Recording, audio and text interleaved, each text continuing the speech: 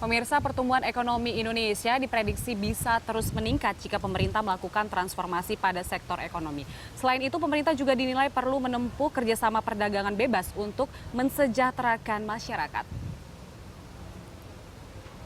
Pertumbuhan ekonomi Indonesia diproyeksikan akan dapat mencapai 6,5% pada tahun 2019. Namun pemerintah perlu melakukan transformasi pada sektor ekonomi. Salah satunya adalah dengan tidak bergantung pada sektor ekspor barang komoditas. Guru Besar Fakultas Ekonomi Universitas Indonesia, Subroto, mengatakan sudah saatnya pemerintah menghidupkan 4 mesin ekonomi pengganti ekspor komoditas, yakni infrastruktur, sumber daya manusia, sumber daya alam, dan ilmu pengetahuan. Apabila keempat hal ini dimanfaatkan, maka Subroto yakin pertumbuhan ekonomi bisa meningkat di tahun 2019. Caranya itu menggunakan 4 mesin pembangunan. 4 mesin pembangunan itu, 4 mesin. Satu itu mengembangkan infrastruktur.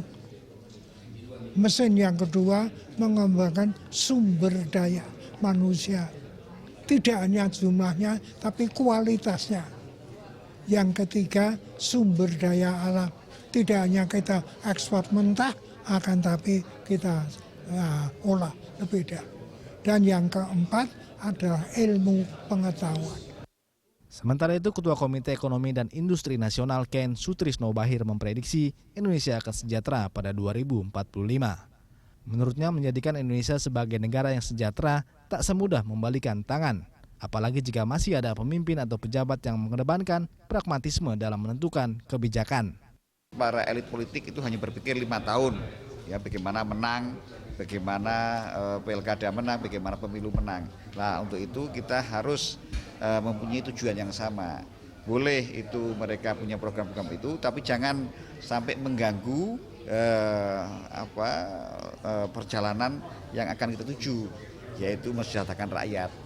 Ketua Ken Sutrisno Bahir menambahkan, untuk mempermudah dan mempercepat langkah Indonesia dalam mensejahterakan rakyatnya, pemerintah perlu menempuh kerjasama perdagangan bebas seperti sejumlah negara di Eropa yang meraih sukses karena FTA. Menurutnya, FTA efektif menggerus generasi yang berarti kesenjangan ekonomi di kalangan masyarakat Eropa berkurang. Nuri Utari, Rizky Andrianto, Berita 1, Jakarta.